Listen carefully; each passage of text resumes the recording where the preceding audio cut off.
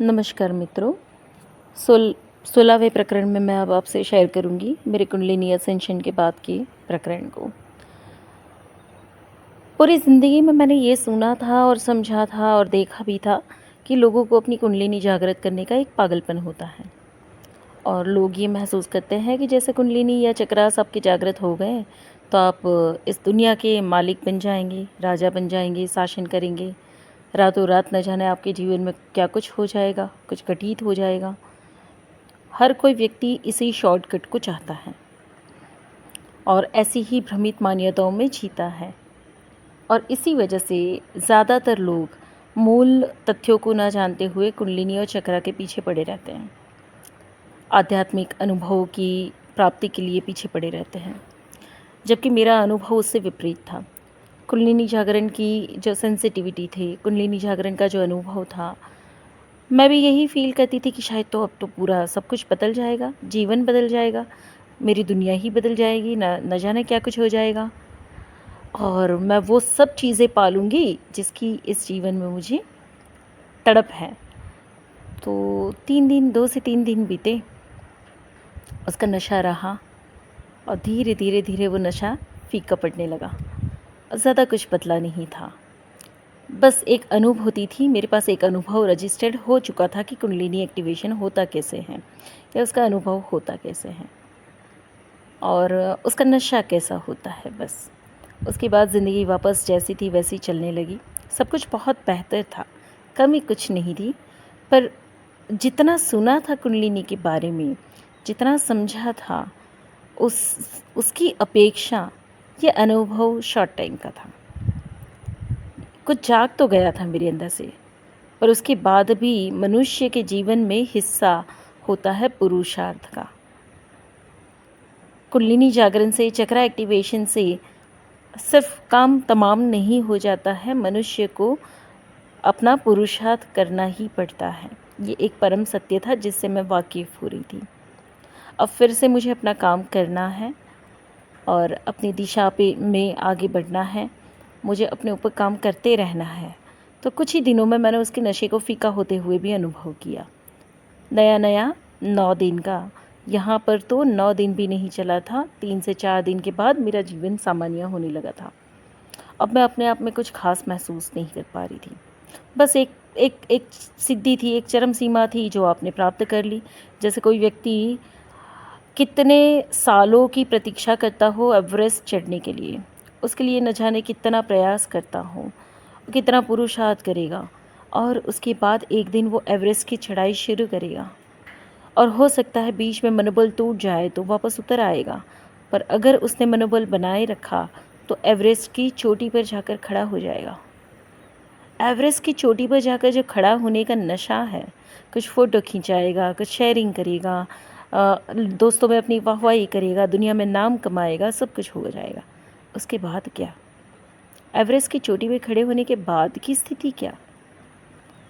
कुछ ही दिनों में वो नशा उतरने लगेगा, पता चलेगा अब ये भी समाप्त हो गया। अब और क्या? और कुछ नया? बस हमारी स्थिति वैसी है। जब तक कुंडलिनी एक्टिवेशन नहीं हुआ था तब तक ये था कि कुंडलिनी और चक्रा। जब हो गया 3 दिन में ये नशा उतर गया, अब और क्या? इसके बाद क्या? यानी फिर से वही वाली स्थिति शून्य की, फिर से खुद की खोज करनी है। तो वहाँ से फिर से जीवन शुरू हुआ और अनुभव होते जा रहे थे। हर ड्रीम्स में मुझे हिंट मिलती कि कैसे हम एक दूसरे से सेपरेट हैं, क्या कमियां हैं मुझ में, क्या क्या अभी गिल्ट, शेम और क्या क्या मेरे अंदर ग्रजेस बाकी हैं, पेन बाकी हैं। तो मैं उसको रिलीज़ करती जाती, मेरे पास्ट लाइफ ट्रॉमास को, चाइल्डहुड इश्यूज़ को, जेनेटिक डिसऑर्डर्स को मैं हील करती जाती। हर बार काम मुझे अपने आप को ठीक करने का ही करना होता था। मेरी कॉन्शियसनेस में जो भी कमियां थी, जो भी डिसऑर्डर्स थे, मुझे उसे ट्रांसफॉर्म करना था, रिलीज़ करना था। तो मेरा काम खुद पे ही चलता था। अकेलापन वैसे भी बना हुआ था और वहाँ से आ रहा था ये मे बी दिसंबर मंथ। अकेलापन इतनी हद तक बढ़ा हुआ था कि हमें लग रहा था कि हमें ज़िंदगी में सब कुछ हो रहा है, नहीं होता है ऐसा नहीं है, अनुभव भी चल रहे हैं, पैसा भी आ रहा है, जीवन अच्छी सुंदर जगहों पे है।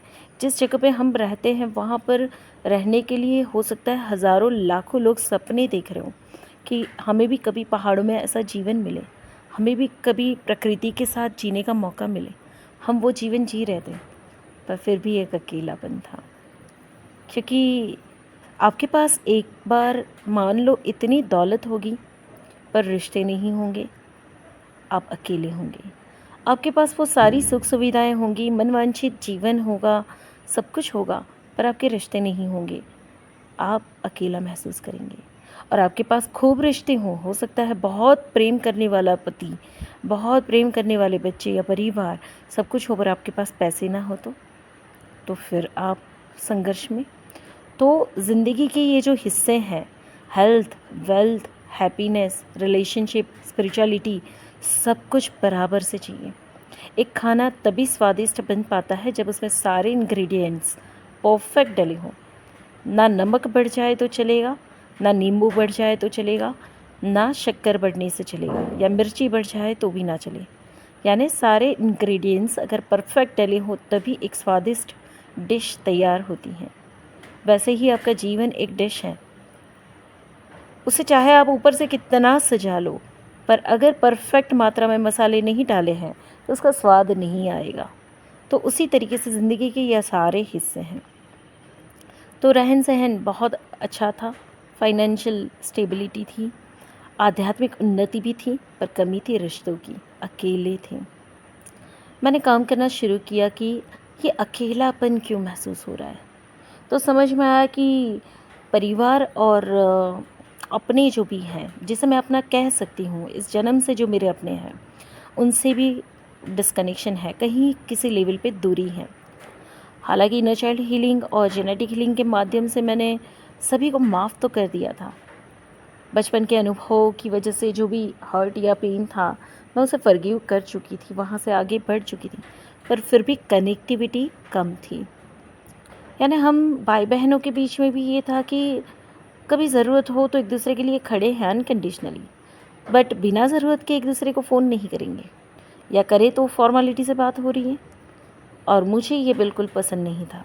मैंने काम करना शुरू किया कि ये अकेलापन मुझे महसूस हो रहा है, क्योंकि मेरे भाई बहनों के साथ के रिश्ते मैंने मज़बूत नहीं बनाए हैं। अब मुझे उस एरिया में काम करना था। तो मुझे ये एहसास हुआ कि सब कुछ होने के बावजूद मुझे शक्ति महसूस नहीं होती, स्ट्रेंथ फील नहीं होती। और एनर्जी लेवल पे डीप मेडिटेटिव स्टेट में जब मैंने देखना शुरू किया, तो मुझे फ़ील हो रहा है कि भाई बहनों से एक दूसरे में स्ट्रेंथ जा ही नहीं रही। हमें धरती पे स्ट्रेंथ हमारे रिश्तेदारों से मिलती है, हमारे भाई बहनों से, कज़िन्स से, दोस्तों से। हम सशक्त महसूस करते हैं अगर वो हमारे आसपास या हमारे साथ जुड़े हुए हों। तो मैंने देखा कि वहाँ का वो बॉन्ड वीक है और मुझे इसे हील करना है। भाई के साथ के रिश्ते वैसे तो मेरी तरफ से हमेशा मैंने पीसफुल रखने की कोशिश की है। बहुत कम, लिमिटेड बोलना, लिमिटेड कनेक्टिविटी में आना, क्योंकि किसी के सर पे जाकर नहीं बैठना है या किसी के गले नहीं पड़ना है, ऐसी फीलिंग हमेशा होती थी। पर अधिकार से भाई को फ़ोन करना, भाई से बात करना, भाई से मिलना, या भाई के साथ 2 दिन बिताना, या बहन के साथ 2 दिन बिताना, प्रेम से बिना किसी वजह के, वो मिसिंग था। मैंने काम शुरू किया अपने भाई के साथ के रिश्ते को परमानेंट लेवल पे हील करने का।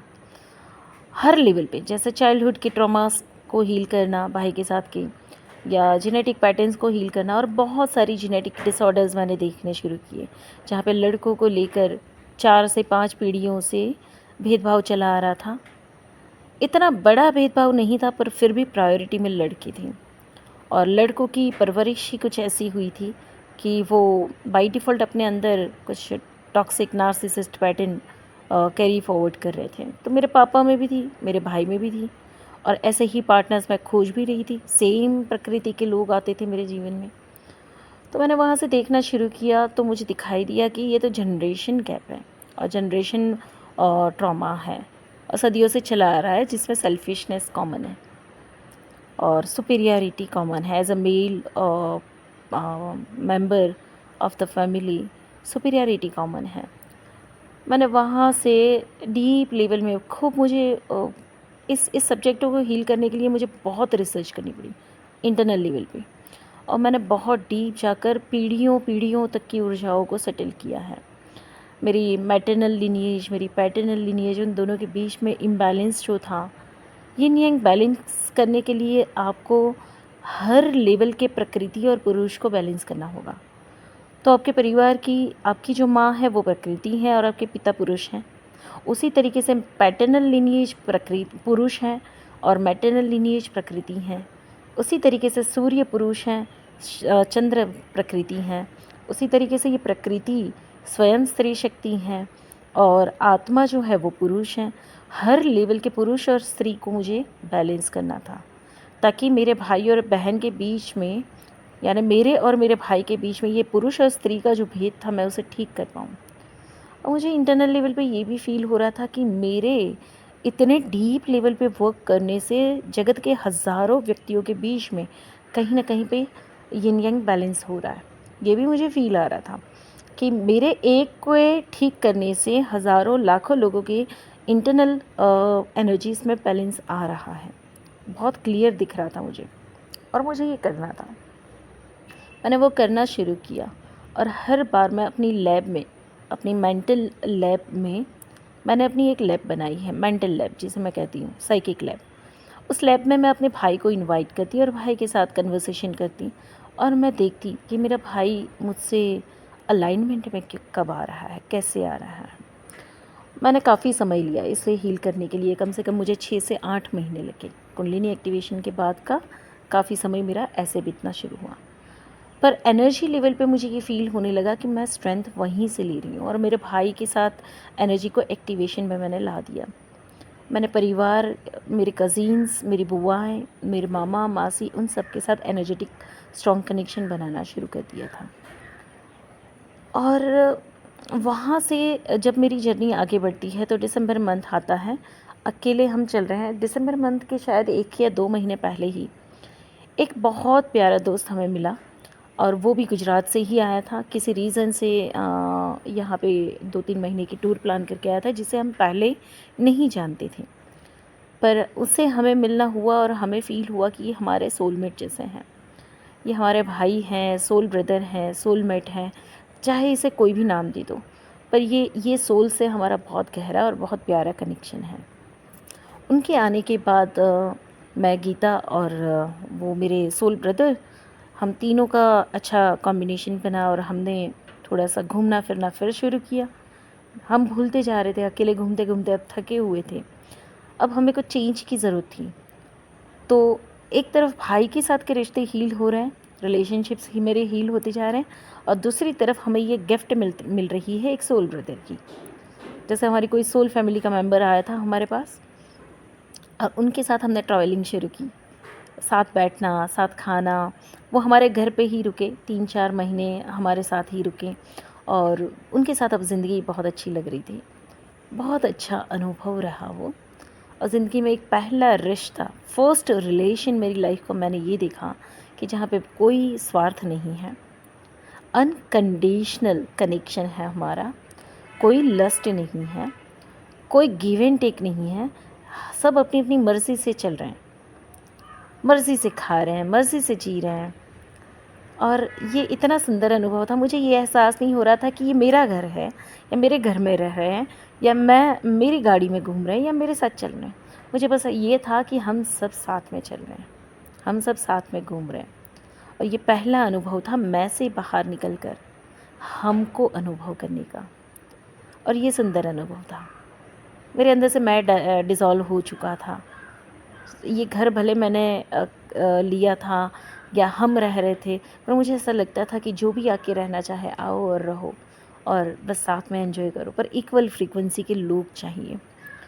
तो ये जो सोल ब्रदर आया था, उसकी वजह से हमने काफ़ी और कुछ नए एक्सपीरियंसेस किए, और उसी फ्रीक्वेंसी में मुझे बहुत स्ट्रांगली फील होने लगा था कि अब मुझे और प्रमोट करना है, रिट्रीट करनी है मुझे लोगों को यहाँ बुलाना है। यहाँ तक कि सोल फैमिली के कई लोगों ने मुझे कहना शुरू कर दिया था कि मैम हम आपके पास आना चाहते हैं, हम आपके साथ जुड़ना चाहते हैं।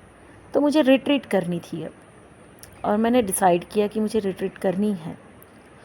जिस महीने में लास्ट ईयर मई में फ़र्स्ट रिट्रीट मैंने की थी, 2023 में फ़र्स्ट रिट्रीट मैंने की थी। मई शुरू होने से पहले 1 महीने पहले से वेरी फर्स्ट टाइम मैंने एक्सपीरियंस किया था फिफ्थ डायमेंशन को। फिफ्थ डायमेंशन का मुझे कोई परिचय नहीं था। मुझे बिल्कुल नहीं पता था कि ये 5D क्या है। बात तो लोग बहुत करते थे, यहाँ तक कि कई बार मैंने भी बात की थी कि 3D और 5D की जर्नी है ये, 3D से ऊपर उठकर 5D में जाने की। बट 5D का अनुभव कैसा होता है, उसका एक्सपीरियंस क्या होता है, मुझे नहीं पता था।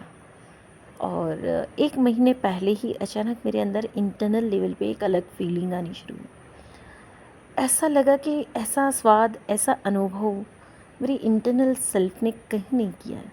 उसको मैं व्यक्त नहीं कर सकती हूँ कि वो टेस्ट कैसा था, वो स्वाद कैसा था, वो फीलिंग कैसी थी। पर उस फीलिंग को मैं इस जीवन में नहीं जानती थी।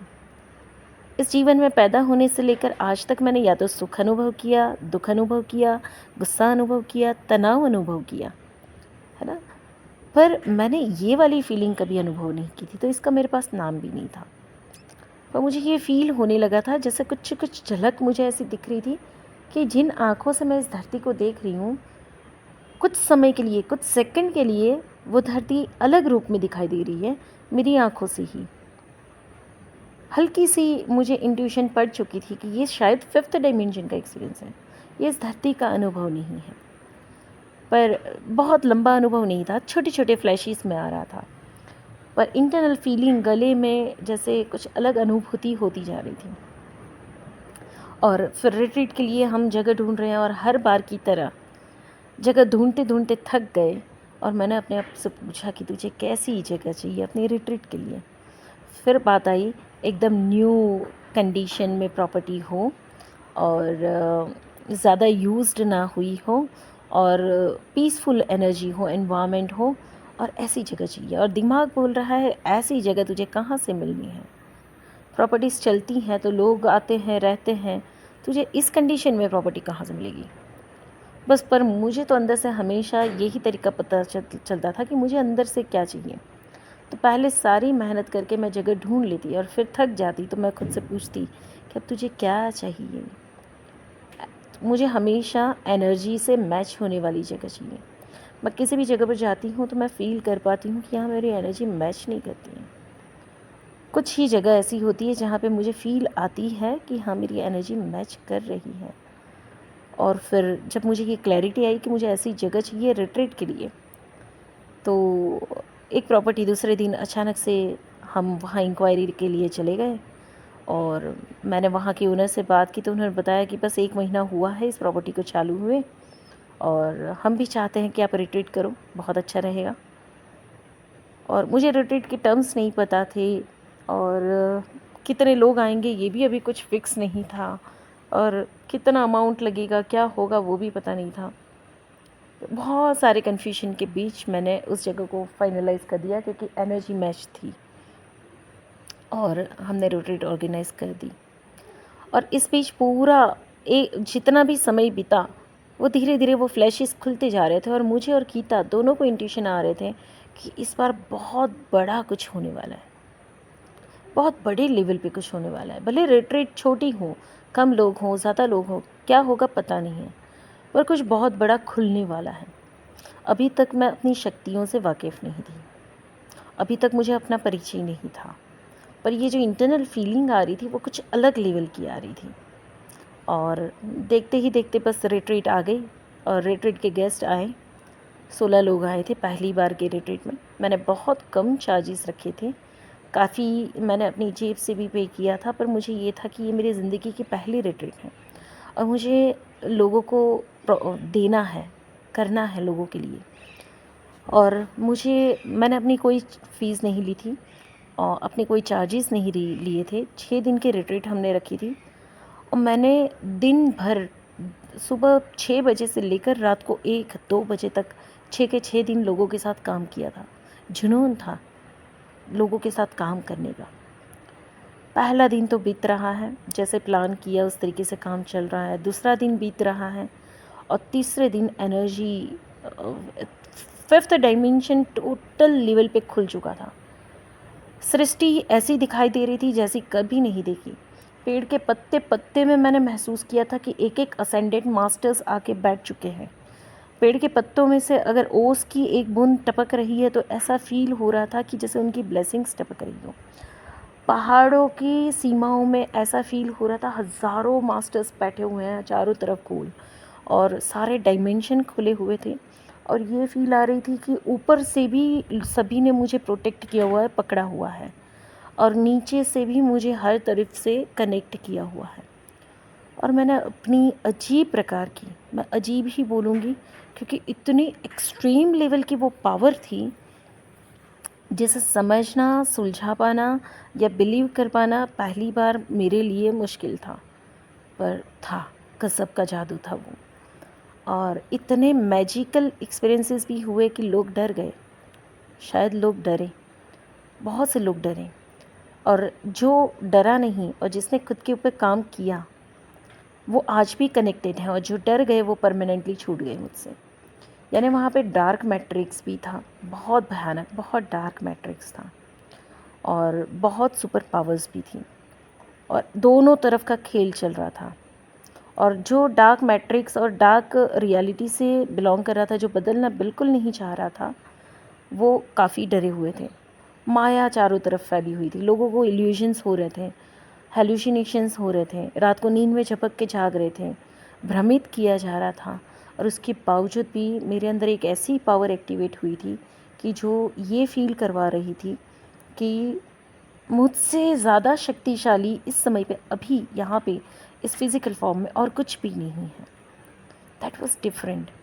मैं खड़े खड़े, मेरे सामने कोई व्यक्ति खड़ा है तो मेरे सामने खड़े खड़े हुए व्यक्ति का मैं एंशिएंट पास्ट दिख रही हूँ, और ज़बान से बोल रही हूँ कि ये तेरा भूतकाल है।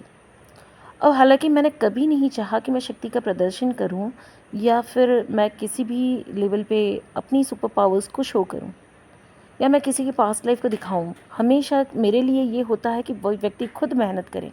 मुझे पता भी चलता है तो मैं नहीं बताती हूँ, और मैं ये चाहती हूँ क्योंकि मैंने खुद पे काम किया है। मेरे गुरुज़ ने, टीचर्स ने मुझे बताया है कि खुद के ऊपर ही काम करो। वो भी जानते होंगे शायद, पर उन्होंने कभी नहीं बताया कि तुम्हारा ये भूतकाल था या तुम्हारी ये पैटर्न्स हैं। उन्हें तो यही कहा कि तुम अपनी पैटर्न्स पे काम करो, अपनी पैटर्न्स को खोजो। तो यहाँ पे ये क्या हो रहा था, दैट वॉज समथिंग डिफरेंट जिसको मैं बयां नहीं कर सकती हूँ। और मेरी आंखें खड़े खड़े एक एक के पीछे खड़ा हुआ भूतकाल देख पा रही थी, और गजब लेवल का अनुभव था। मैं ये भी फील, हर एक डायनामिक दिख रहा था मुझे। गुरु शिष्य डायनामिक क्या है, या मैट्रिक्स क्या है, किस लेवल का मैट्रिक्स है, या किस लेवल की सुपर पावर्स हैं, असेंडेंट मास्टर्स का फॉर्म क्या है, उनकी प्रेजेंस फील होना, और एक नहीं असंख्य, हज़ारों। अब मुझे याद आया, यहाँ पे रिट्रीट में मुझे याद आ रहा है कि जब पहली बार मेरा कुंडलिनी असेंशन हुआ था उस समय पे मुझे बताया गया था, वॉन्ड दिया था मुझे, क्रिस्टल वॉन्ड। ये वो वॉन्ड था जो आज एक्टिवेशन में आया था रिट्रीट के 6 दिनों में। गजब लेवल का वॉन्ड, और उसकी जो शक्तियाँ थी वो एक्टिवेशन में आई थी, और मैंने 5th डायमेंशन को लिटरली अनुभव किया। और मैं खुद भी थोड़ी सी सहमी हुई थी क्योंकि इन पावर्स को अपने इस 3D बॉडी में एब्जॉर्ब करना और इसे एक्सेप्ट करना थोड़ा सा मुश्किल था। एक तरफ मेरी स्किन बर्न हो चुकी थी ड्यू टू डार्क मैट्रिक्स, एक तरफ मेरे पैरों में खूब स्वेलिंग आ चुकी थी क्योंकि सामने जितने भी लोग खड़े थे वो रेजिस्टेंस में थे, पावर्स को एब्जॉर्ब नहीं कर पा रहे थे, वो समझ नहीं पा रहे थे, और जैसे चारों तरफ तांडव मचा हुआ था। और मेरे अंदर जुनून था कि इन सबको आज ही ट्रांसफॉर्म कर दिया जाए, ये सारी महाशक्तियाँ हैं। पर कहते हैं ना कि जब तक आप तैयार नहीं हो तब तक आपको कोई कुछ दे नहीं सकता है। तो 16 में से जितने बनावटी मुखौटे पहनकर लोग आए थे वो धीरे धीरे पूरे तरीके से डरे हुए थे, और जितने रियल थे वो एक्सेप्टेंस के मोड में थे। यानी 2 ग्रुप बढ़ते जा रहे थे, भटकाव भी उतना था और कनेक्शन भी इतना था। 6 दिन की रिट्रीट ख़त्म होते हर कोई थका हुआ था। बहुत एनर्जी की एक्सपीरियंस करने के बाद सब ने डिफरेंट लेवल का मैजिक एक्सपीरियंस किया। अलग अलग लेवल का ये मैजिक था जिसे बयां करना मुश्किल है। और मैट्रिक्स के बबल को तोड़ने वाली एक्टिविटी भी एक गज़ब की थी। पर इसे यहाँ अगर मैं डिटेल में डिस्कस भी करूँ तो आप समझ नहीं पाएंगे कि मैट्रिक्स का बबल कैसे टूटा। हम कुछ लोग जानते भी होंगे कि हमारी पृथ्वी के ऊपर एक आवरण, एक बबल ऐसा भी क्रिएट किया गया है कि जो मैट्रिक्स का बबल है, जहाँ से हम यहाँ शरीर से मृत्यु पाते हैं, उसी बबल के अंदर जाते हैं और वहाँ से ही हमें कर्मा का पाठ पढ़ा लिया जाता है और दूसरे शरीर में नीचे भेज दिया जाता है। और इसी वजह से हमारी मुक्ति नहीं है, हम मोक्ष नहीं प्राप्त कर सकते हैं जब तक इस बबल को नहीं तोड़ते हैं। उसी रिट्रीट के दरमियान इस बबल को तोड़ा, और जब बबल टूटा तो लिटरली फील हुआ था उस दिन। मैंने उस दिन पता नहीं किस मोड में मैंने ये गारंटी दी थी कि लिख लो आज अपनी इस किताब पे, इस तारीख को और इस समय पे आप ये लिख लो कि अगर आज ये बबल टूटा हुआ है ना, अगर आप इसको एक्सेप्ट कर लेते हो और अपनी डार्कनेस को यहीं छोड़ते हो तो आप आज से मुक्त हो। You have attain moksha today. That was the experience. फिर रिट्रीट ख़त्म होने के बाद मुझे ये महसूस हुआ कि बहुत थकी हुई हूँ मैं, अब मुझे कुछ दिन आराम करना है।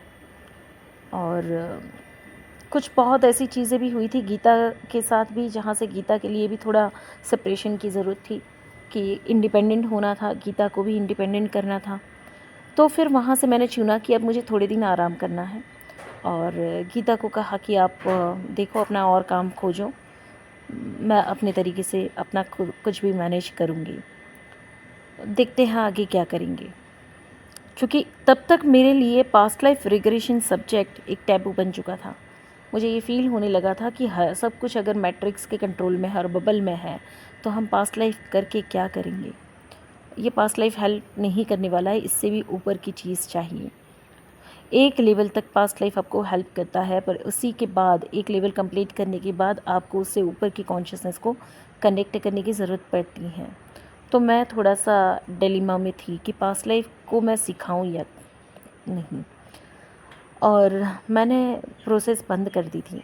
क्योंकि मेरा एक ही उसूल है, अगर मैं ज़िंदगी में आपको कुछ अच्छा दे पाई तो मैं अच्छा देने की कोशिश करूँगी, पर मैं आपका अहित तो नहीं कर सकती हूँ। जब तक कुछ चीज़ें मेरे अंदर क्लियर नहीं होती हैं मैं पास्ट लाइफ रिग्रेशन को नहीं दूंगी। तो मुझे और चीज़ें समझनी थी मैट्रिक्स के बारे में, और मुझे उसके ऊपर के और डायमेंशंस को समझना था। क्योंकि अभी मेरे अंदर दो चीज़ें चल रही थी, एक तरफ मैंने डार्क मैट्रिक्स को भी एक्सपीरियंस किया और एक तरफ मैंने अपनी सुपर पावर्स को और असेंडेड मास्टर्स की प्रेजेंस को एक्सपीरियंस किया था। ये शक्ति इतनी पावरफुल थी कि इसे मुझे बयां करने में भी मुश्किल होती है, क्योंकि इसकी फीलिंग ही ऐसी है। और एक सोल नहीं, हज़ारों लाखों आत्माएं। शायद एक पेड़ ऐसा था कि पेड़ के जितने भी पत्ते होंगे, एक एक पत्तों में मैंने मास्टर्स को अनुभव किया हुआ है। जैसे वो पेड़ ही एक ऐसा डिवाइन ट्री बन चुका था एग्जैक्ट प्रॉपर्टी के गेट के सामने, जहाँ पे हमारी रिट्रीट थी। उस प्रॉपर्टी के गेट के सामने रास्ता क्रॉस करते ही बड़ा सा पेड़ था, और वो पेड़ जैसे अमृत टपक रहा हो, और उस अमृत को पहली बार मैं चख रही थी। ये अमृत था, ऐसा स्वाद, ऐसा अनुभव, ऐसी चीज़ मैंने पहले कभी अनुभव नहीं की थी। इसके बाद कुछ मैं काम से ब्रेक लेती हूँ और थोड़ा समय मैं इन सारे अनुभव के रियलाइजेशन में जाती हूँ। तो मुझे ये अनुभव हुआ कि जो मुखौटे पहन कर आए थे, जो बदलने ही नहीं वाले थे, सिर्फ मैग्नेटिक फील्ड में आ चुके थे।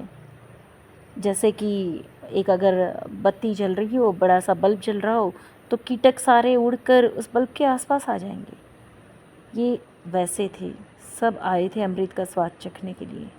कहीं से भी इनके कॉन्शियसनेस ने इन्हें यहाँ भेज दिया था। लाख कोशिश करने के बावजूद भी उन्होंने कोई ट्रांसफॉर्मेशन नहीं लिया था, और वो डरे हुए थे, और सारा वही खेल चल रहा था, समुद्र मंथन की प्रक्रिया। और जिस तरीके से उसमें से सब निकलने वाला था, वैसे ही उसमें यहाँ से विष भी निकलता। विष शिव को पीना था और अमृत देवों में बांटना था। सेम प्रक्रिया मैंने इस धरती पे अनुभव की कि ये वही थे 6 दिन जो सागर मंथन की प्रक्रिया चली। बहुत कुछ निकला उसमें से, और उसमें से निकला विष भी, और वो विष पीना पड़ा जिससे मेरी पूरी स्किन बर्न हो चुकी थी, पैरों में स्वेलिंग खूब थी, एक्सट्रीम लेवल का बॉडी पेन भी था, बहुत कुछ था। पर अमृत जो निकला कुछ लोग लेकर गए, कुछ लोग अनुभव करके गए। सब कुछ होने के बाद रेस्ट का पीरियड था और रेस्ट लेते लेते अभी मुझे समझना था ये स्टार्क मैट्रिक्स को। वहाँ से मेरी ज़िंदगी आगे चलती है और हम यहाँ से और आगे बढ़ें। कुछ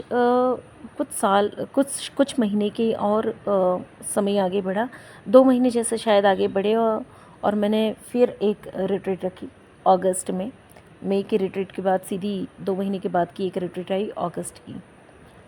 अगस्त में हम जाने वाले थे, नहीं, ये रिट्रीट यहीं पे थी वापस बीर में, और उस समय पे 8 लोग आए। 8 लोग जब आए इस रिट्रीट में तो अंदाज़ा था कि पिछले बार की तरह ही इस रिट्रीट में भी क्या होगा, कैसे होगा सब। पर महसूस हुआ कि इस रिट्रीट में ऐसा कुछ नहीं हुआ जो पिछली बार हुआ था। मेहनत भी काफ़ी कम, जेन्युइन लोग थे जो अपने ऊपर काम करने वाले थे, शांत माहौल था, कोई मुखौटा पहन कर नहीं आया था, मैट्रिक्स को इतना ज़्यादा लेकर साथ में नहीं आया था। बस जितने भी लोग थे वो अपने आप पे काम करने के लिए तैयार थे। इस रिट्रीट में अच्छा लगा, काफ़ी मज़ा भी आया और 6 दिन हमने अच्छा काम किया, शांति भी रही, थोड़ी राहत मुझे भी रही। पिछली रिट्रीट में खूब थक गई थी मैं, एनर्जी वर्क से भी, मैट्रिक्स से भी, और इस वाली रिट्रीट का अनुभव अच्छा था और लोग भी खुश थे और काफ़ी हीलिंग भी हुई। और यहाँ से फिर एक से 2 महीने का, अगस्त के बाद 2 महीने का और समय गया। इस दौरान पर्सनल लेवल पे मेरे साथ काम तो चल रहा है, पर एक डायमेंशन खुल रहा है जो रिट्रीट का है। अब लोग मेरे पास आने लगे थे, अलग अलग से भी, अलग अलग तरीके से भी, और जिनको पर्सनल लेवल पे भी आना था वो पर्सनल भी आता। अगर किसी को रिट्रीट के साथ कनेक्ट नहीं होना है और पर्सनल लेवल पे आना है तो पर्सनल लेवल पे भी लोग आ रहे थे। और उसके बाद 2 महीने के बाद हमने नैनीताल की रिट्रीट टूर प्लान की, मेडिटेशन टूर। ये भी मेरा फर्स्ट प्रोग्राम था कि जहाँ पे जीना सीखो नाम से हमने रिट्रीट ऑर्गेनाइज़ की थी। फर्स्ट मई वाली रिट्रीट का एक और एक्सपीरियंस है जो मुझे यहाँ पे शेयर करना है। थाउजेंड्स ऑफ एक्सपीरियंस हैं, पर हर एक अनुभव मुझे यहाँ पे अभी शेयर करना एक तो याद भी नहीं आ रहा है, और ऐसे अनुभव को कैसे शेयर करना उसके लिए भी कई बार शब्द कम पड़ते हैं। एक अनुभव ये है कि रिट्रीट ख़त्म होने वाली थी, मैजिक को हम एक्सपीरियंस कर चुके थे, 5th डायमेंशन को पूरे तरीके से एक्सपीरियंस कर रहे थे। छोटे से छोटा जीव, छोटे से छोटा इंसेक्ट, छोटे से छोटा पौधा हमें गाइड कर रहा था। इतना ज़बरदस्त लेवल पे वो गाइडेंस था कि हिडन मैसेजेस भी दिखाई दे रहे थे। तो सोचा कि एक तो मैंने इस रिट्रीट का नाम रखा था सोल सर्चिंग। अब मेरा लॉजिक माइंड मुझे बता रहा था कि तूने क्या ही नाम रखा है सोल सर्चिंग, कोई अपनी आत्मा को क्यों खोजेगा, जबकि हम सब तो कहते हैं हम आत्मा हैं, और हमने ये शरीर धारण किया है, तो फिर कोई अपनी आत्मा को क्यों खोजेगा। सोल सर्चिंग नाम क्या, कितना बेवकूफ़ है।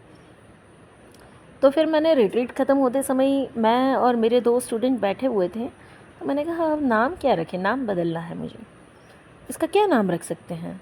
विद इन अ सेकेंड एक कुत्ता, छोटे से नज़दीक में ही एक छोटा फार्म है वहाँ चल रहा है, एकदम से बाजू में आके वो पैरों से ज़मीन खोद रहा है, और मुझे फ़ील हो रहा है ये हमें कुछ बता रहा है, हमारी तरफ देख रहा है और पैरों से ज़मीन खोद रहा है। मैंने कहा ये क्या कर रहा है, तो मैंने कहा डिकोड करो इसे फटाफट से। तो ये पैरों से ज़मीन खोद रहा है, मतलब डिगिंग कर रहा है। अच्छा, डिगिंग कर रहा है, मिट्टी बाहर निकल रहा है, क्या कर रहा है, खोज रहा है। क्या खोज रहा है, खोजने का मतलब क्या है, searching. Okay, searching, okay okay, next, अब बताओ आगे क्या। तो जैसे ही मैंने ये सर्चिंग वर्ड पकड़ लिया, वो कुत्ता आगे चलने लगा, ऊपर की ओर, ऊपर की ओर, और वो रास्ता था ढलान वाला, नीचे से ऊपर की ओर जा रहा था। तो तुरंत वो मैसेज हमने डिकोड किया कि कुत्ता अब ऊपर की ओर चल रहा है, पीछे देखता है, फिर 4 कदम आगे चल रहा है, यानी ये असेंड कर रहा है, ऊपर की ओर जा रहा है। सेकंड वर्ड असेंड, यानी फर्स्ट वर्ड क्या मिला, डिगिंग यानी सर्च, दूसरा वर्ड आया असेंड। अब असेंड कौन करती है, तो कि सोल, वर्ड मिल गया सोल सर्चिंग। तो तुरंत अनुभव में आया कि मैंने जो नाम दिया है सोल सर्चिंग वही सही है, मुझे ये बताया जा रहा है।